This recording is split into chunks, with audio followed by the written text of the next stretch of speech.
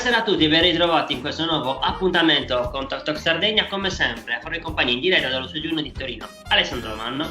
In diretta dallo studio 2 di Torino, Emanuele Ru.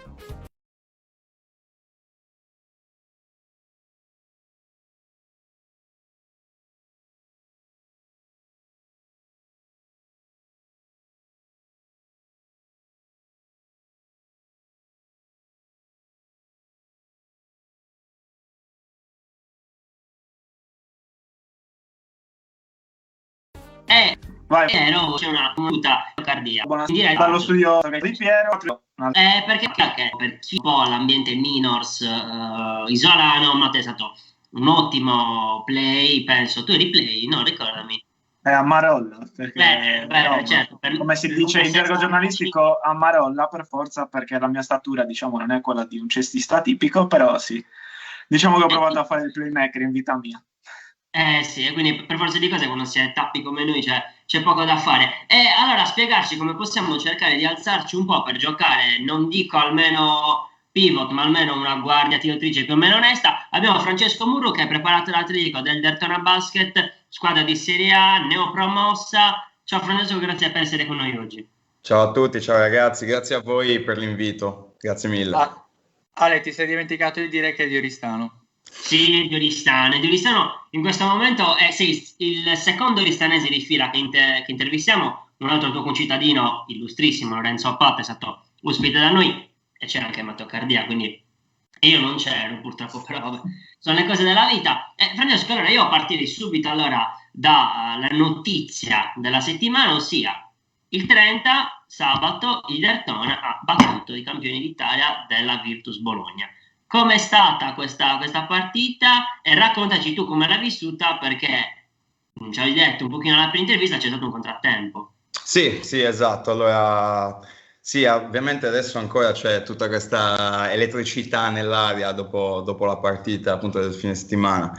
Io personalmente non ero presente, quindi già da lì dobbiamo partire per dire ciao, grazie, perché non ero presente perché sono stato a Senigallia appunto questi giorni e che è ricominciato il corso preparatore fisico nazionale gestito organizzato dalla FIP, quindi appunto dovevo esserci ovviamente per ottenere, prima o poi speriamo di ottenerlo con sicurezza, appunto il tesserino.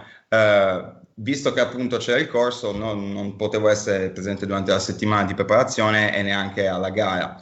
Ovviamente, per come l'ho vissuta io mi sono messo bello lì col telefono a guardare la partita insieme a tutti i miei colleghi del corso, a tifare la squadra.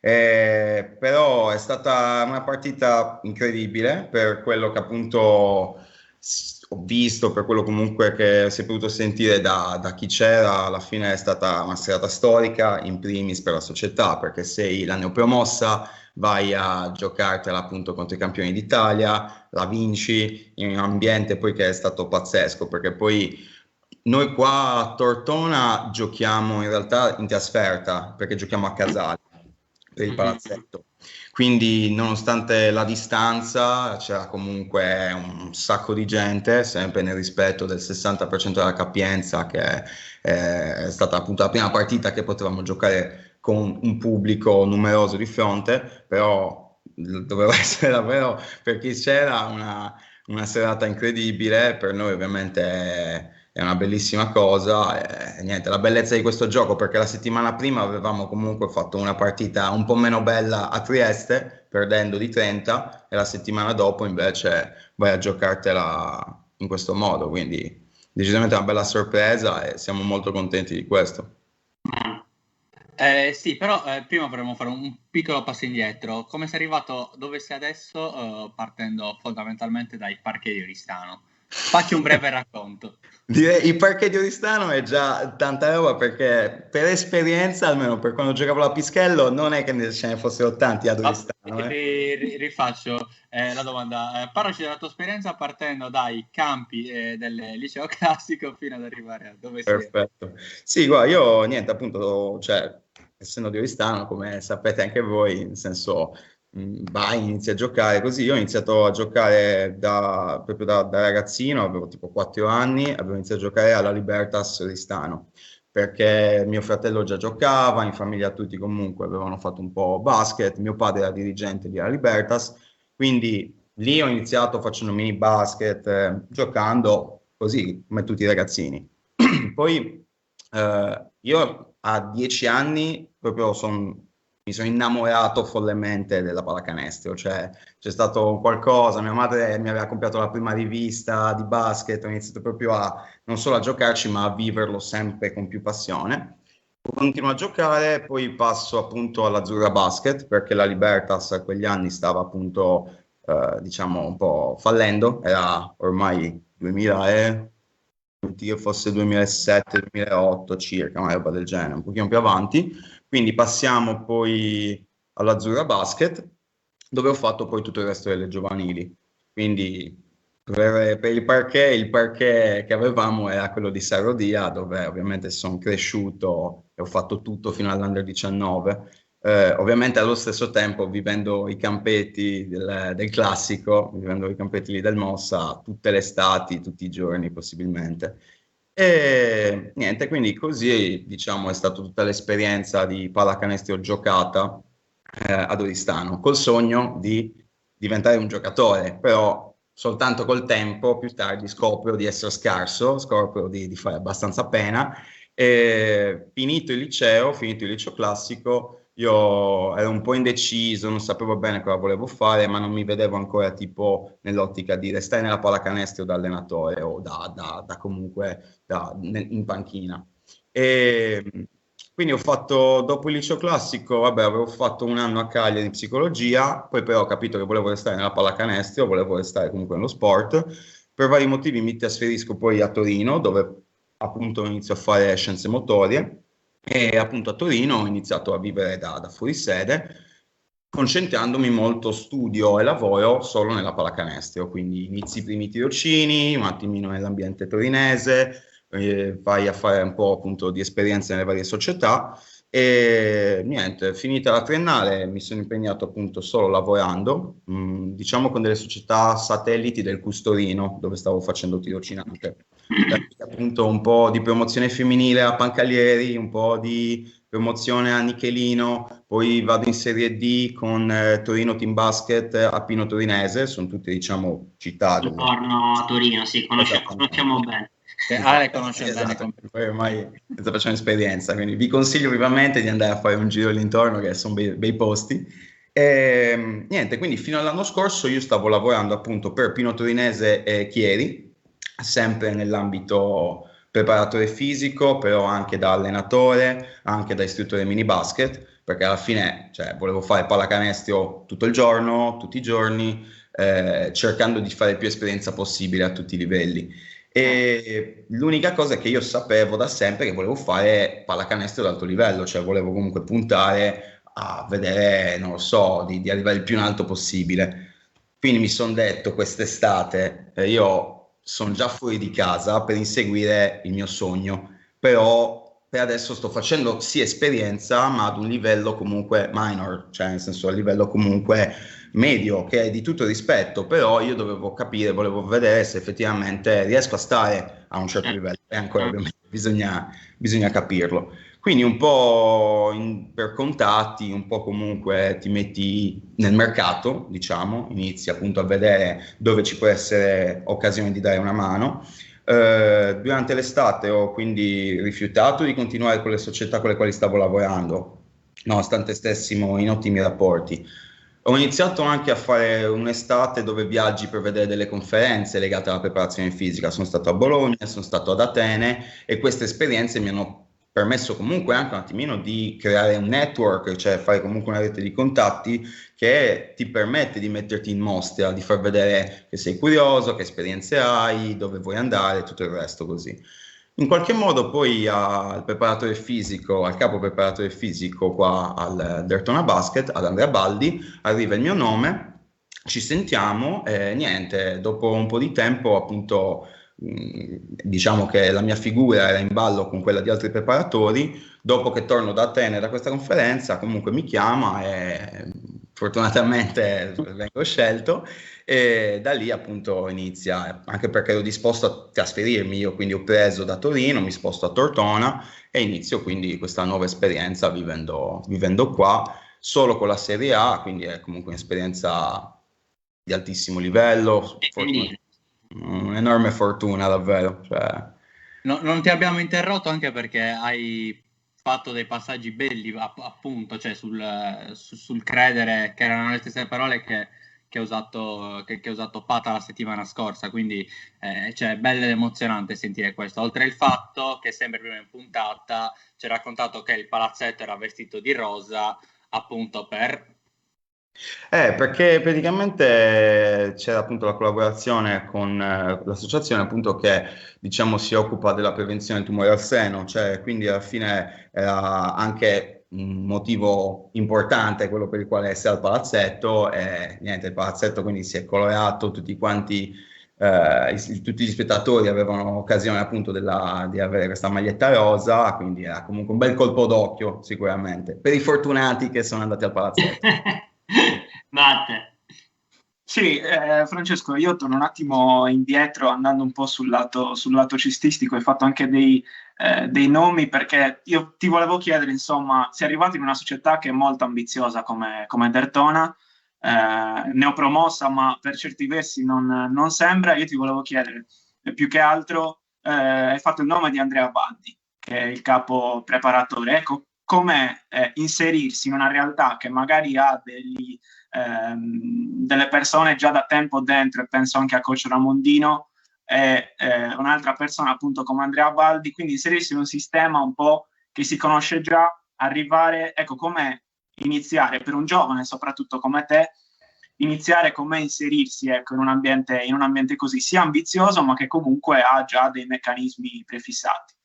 Certo, guarda, alla fine anche questo è una cosa che diciamo ne fai esperienza solo sulla tua pelle, cioè è difficile che comunque negli anni di formazione qualcuno ti dica guarda, quando entri in un nuovo ambiente devi comportarti così, così, così, cioè nel senso è una roba che capisci giorno per giorno.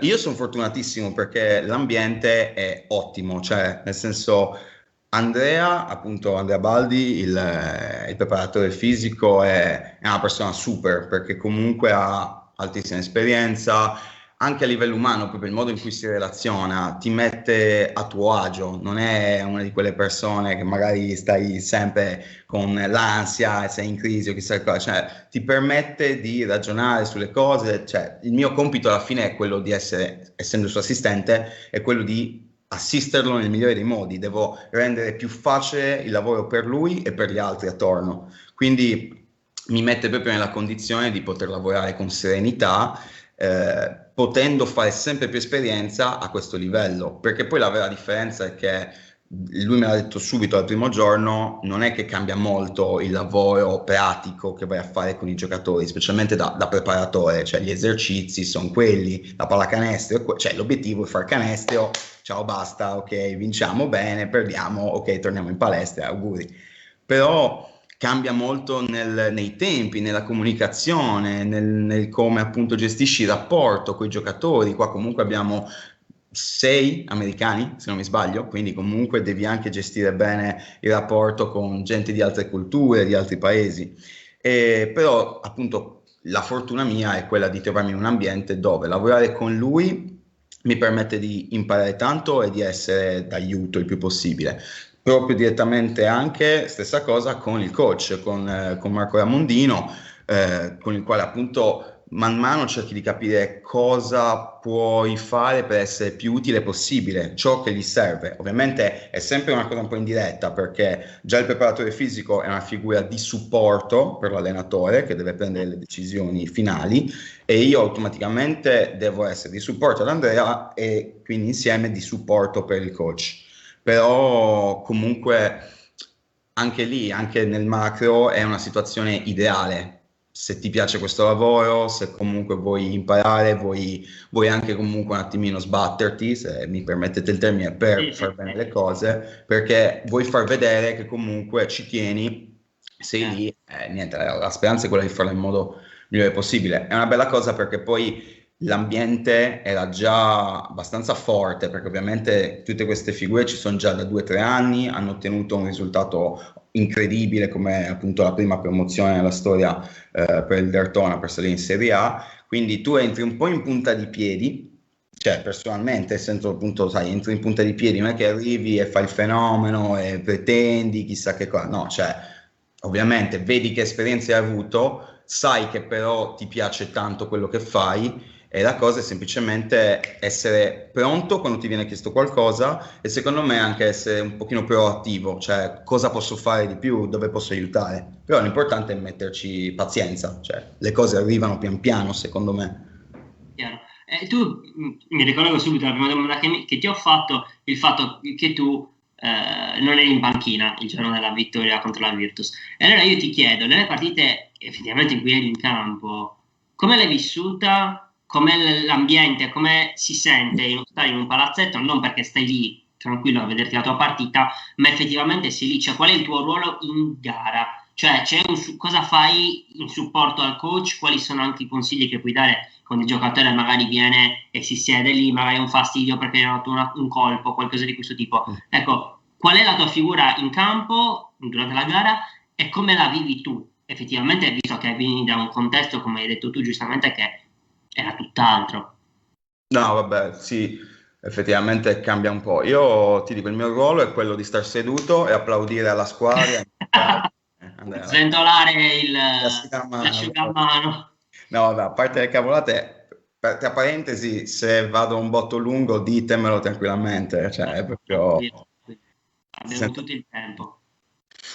Niente, guarda, durante la partita, allora, diciamo che ci sono stati dei momenti che all'inizio sono proprio incredibili, perché già la prima amichevole che abbiamo fatto contro Reggio Emilia, cioè vedi gli arbitri che sono quelli a Serie A e vedi i giocatori, vedi questo, cioè gli occhi a cuoricino, proprio gasatissimo per tutta la situazione, per tutto l'ambiente.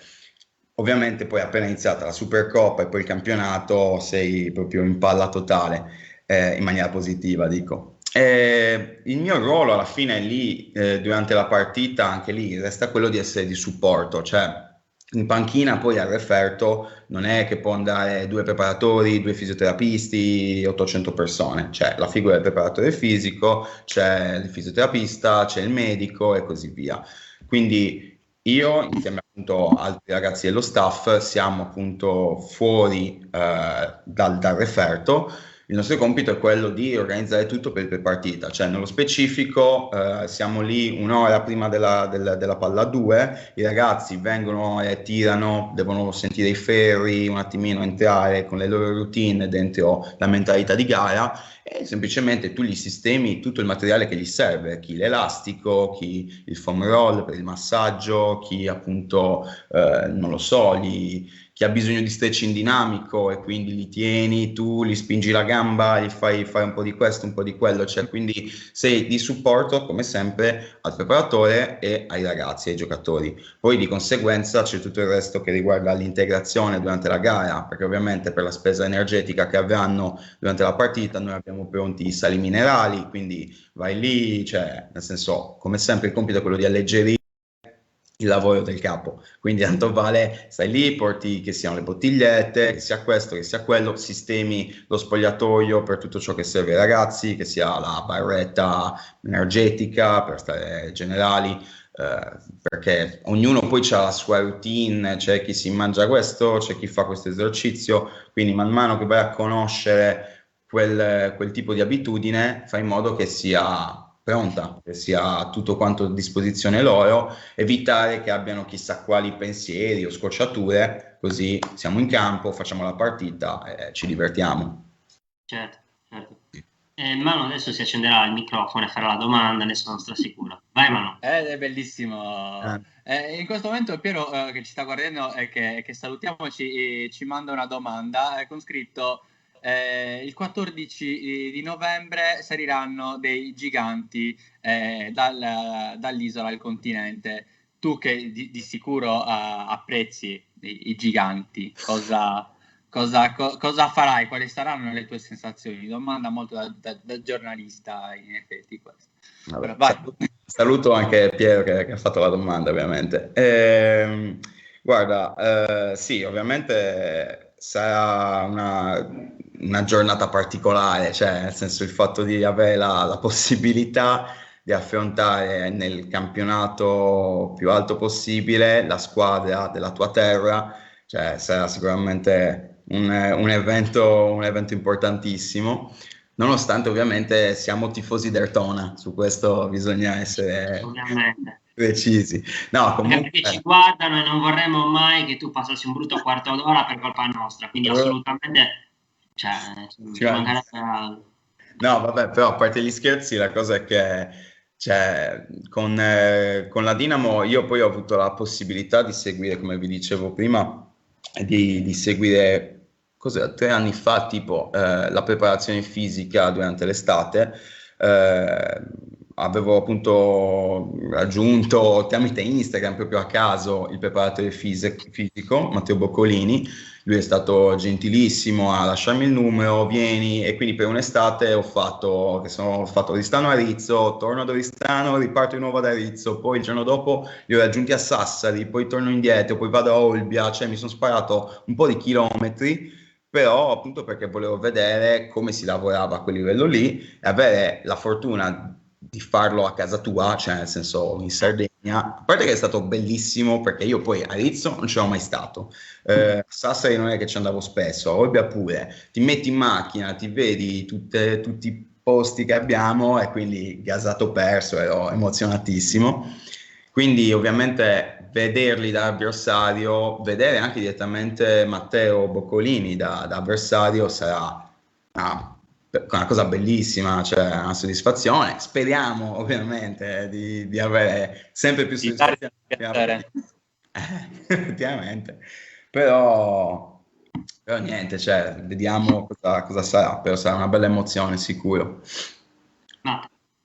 Sì, io ti faccio una domanda un po', diciamo, te la faccio direttamente. Volevo capire, insomma, cosa preferiresti fare nel futuro, perché tu non sei solo preparatore fisico, hai anche il patentino da allenatore, insomma, cosa ti attira di più? Come ti vedi nel futuro? Allora, guarda, io praticamente in questi ultimi anni, cioè, non è che ho il patentino, non è che alleno da tantissimo, io comunque alla fine ho fatto WISP, che era la prima esperienza da allenatore, quindi non da giocatore, oddio, era il 2017 tipo, era 4 anni fa circa, una roba così. E man mano, appunto, come avevo detto, avevo preso tutti i vari tesserini, storie del genere, per poter stare in campo il più possibile, fare esperienza da preparatore, da allenatore, da istruttore mini basket, maschile, femminile, un po' tutto. Man mano che ho fatto esperienza con le squadre, mi sono sempre trovato meglio con le prime squadre da preparatore fisico, e ovviamente poi quello che sto facendo qua adesso è già, diciamo, top.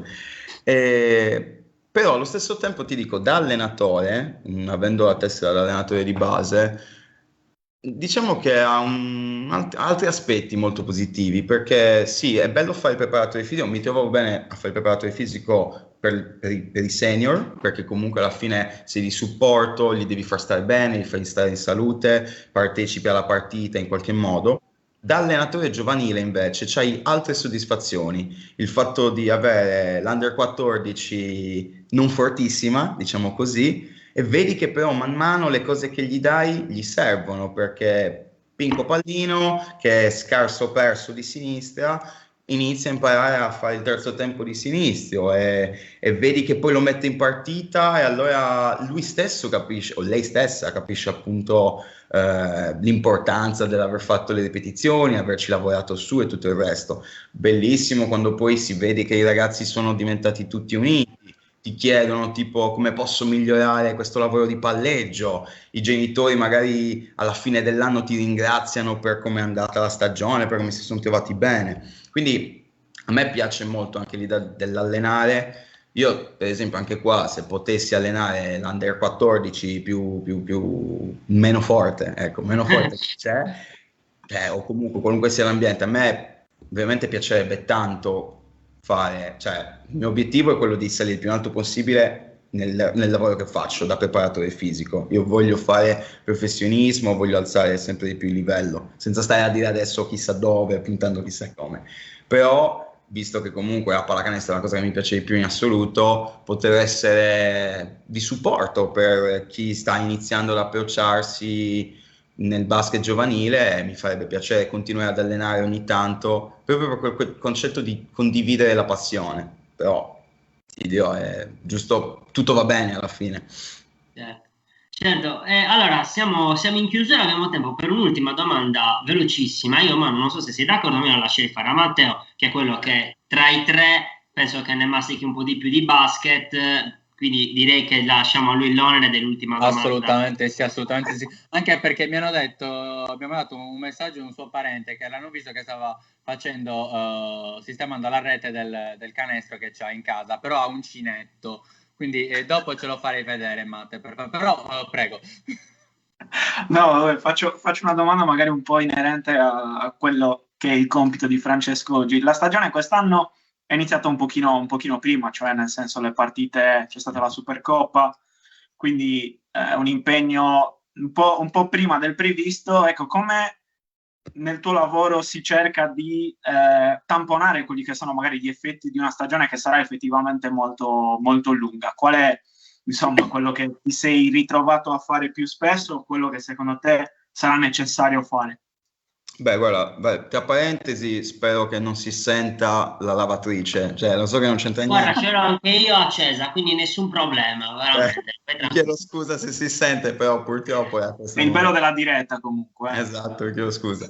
No, comunque, guarda, la domanda è ottima assolutamente perché è proprio fondamentale per il lavoro che facciamo. Cioè, vi dicevo prima, l'importante è essere di supporto per il coach, che ovviamente prenderà le decisioni finali e tutto quanto. Bisogna dargli le informazioni per sapere, cioè, nel senso, Tizio e Caio come stanno alla fine, perché alla fine il lavoro da preparatore è quello di con le squadre senior, specialmente poi a questo livello, è quello di fare in modo che i ragazzi stiano bene, cioè nel senso devono avere una fitness generale per poter poi andare in campo e non appunto rischiare infortuni e robe del genere. Quindi non è neanche tanto poi li vai a stressare su dei movimenti che già fanno in campo. L'idea è quella: tu fai il tuo lavoro, sala pesi, devono essere forti, devono essere pronti, poi entrano in campo e devono giocare a pallacanestro, quindi questo è fondamentale. Visto, come dicevi,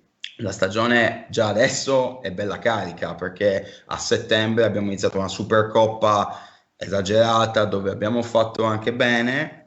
Il far bene ovviamente ti porta via diverse energie, e quindi avere poi il campionato che inizia, le rotazioni un po' così, purtroppo abbiamo subito anche un brutto infortunio durante la Supercoppa, cioè il discorso è quello che devi essere bravo. Tante volte senti dire che è una maratona, non è un 100 metri questo tipo di lavoro, questo tipo di gioco, perché alla fine devi arrivare, se vuoi aver successo, devi arrivare a maggio, a giugno possibilmente, più fresco possibile, che non è che fai, non lo so, un mese di lavoro in un certo modo perché poi il mese successivo devi sparare a 1000 e avere delle partite importanti. Cioè, la stagione dura tutto l'anno, quindi la cosa importante è essere atleticamente pronti, fisicamente pronti tutto l'anno. Quindi il nostro lavoro è quello di dare le informazioni al coach con il lavoro che facciamo in sala pesi, come sta uno, come sta l'altro, il lavoro che fanno con i fisioterapisti, che sono fenomenali qua in società, per appunto, ok, Tizio ha un po' di affaticamento, questo ha bisogno di quest'altro e così via, sempre per tenerli pronti. Noi utilizziamo anche i cardiofrequenzimetri per vedere appunto a livello dell'allenamento stesso, di solo basket, vedere i giocatori come stanno andando a livello cardiaco, cioè nel senso il battito è altissimo per X minuti, ok, questo allenamento quanto ci sta facendo spendere a livello energetico, magari l'allenamento dopo cos'altro si può fare, cioè, l'importante sempre anche tra le varie cose è essere bravi a comunicare e dire ok, abbiamo speso questo, magari domani spendiamo quest'altro, cioè la bravura deve stare nel saperci rapportare al meglio con tutte le figure, perché la cosa fondamentale è che i ragazzi stiano bene e vadano in campo, giochino, punto. Perfetto, Francesco, allora siamo in chiusura, io ti chiedo l'ultima domanda, che è la più difficile, penso. Il nostro format si chiama l'aperitivo e chiediamo a tutti quanti qual è l'aperitivo che preferiscono, quindi qual è il tuo aperitivo preferito? Ma sta domanda è fenomenale, è bellissima sta domanda, ragazzi. Cioè. Dovremmo ringraziare il creativo del programma. Sì, ringraziamo il nostro creativo. Ringraziamo il creativo, grande creativo, assolutamente. Bomba. Quindi qual è tipo, cosa mi piace bene? Sì. Qua. Ma diciamo che non schifo niente, mi bevo tutto, però soprattutto, che poi detto così suona malissimo, però assolutamente sono in un loop da ormai tipo 2 anni di birre IPA, ma proprio, cioè nel senso, se mi potessi fare la doccia probabilmente mi doccerei a birra IPA, cioè proprio top, birra IPA assolutamente, altrimenti Icnusa, giusto perché dobbiamo fare da emigrato per forza, però comunque se possibile è birra IPA tutta la vita. Allora facciamo una petizione su change.org per mettere la birra IPA tra quelli che sono i sali minerali del Daytona Basket, che ringraziamo perché appunto ti ha fatto fare questa intervista. Grazie mille Francesco, grazie per essere stato con noi oggi, ci rivediamo presto, in bocca al lupo per il campionato. Crepi, grazie a voi ragazzi, davvero è stato un piacere fare questa intervista con voi, grazie mille, davvero grandissimi. Grazie a te. E quindi andiamo in chiusura, un saluto quindi in diretta da Torino da Alessandro Manno. Un saluto sempre da Torino da Rua Emanuele. E un saluto in diretta da Salagius da Matteo Cardia. Queste incursioni di Matteo Cardia ci stanno piacendo particolarmente, non lo so, magari faremo un sondaggio su Instagram nei prossimi giorni se lo volete vedere più spesso in puntata. Noi ve lo chiederemo, vediamo un po' come reagirete. E niente, quindi l'appuntamento è sempre per mercoledì prossimo, chissà chi vi porteremo mercoledì prossimo, state sui nostri social. Una bomba. È una bomba ragazzi, quindi mi raccomando state sui nostri social e l'augurio da parte nostra di una buona serata.